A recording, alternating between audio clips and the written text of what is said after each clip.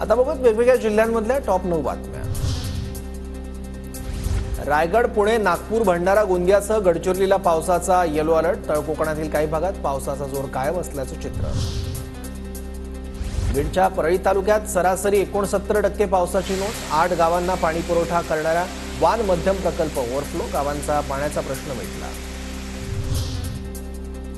भोसावळमधील हतनूर धरणाचे 8 दरवाजे उघडले। हतनूर धरणातून 35,000 क्युसेक तापी नदीत पाण्याचा विसर्ग। छत्रपती संभाजीनगर शहरातील पाणी पुरवठा बंद। जायकवाडीत मोठं लिकेज निर्माण झाल्यानं पाणी पुरवठा विस्कळीत। खरीप पीक कर्जाकरता वाशिम जिल्ह्यातील अद्यापही 34,447 शेतकरी पीक कर्जाच्या प्रतीक्षेत।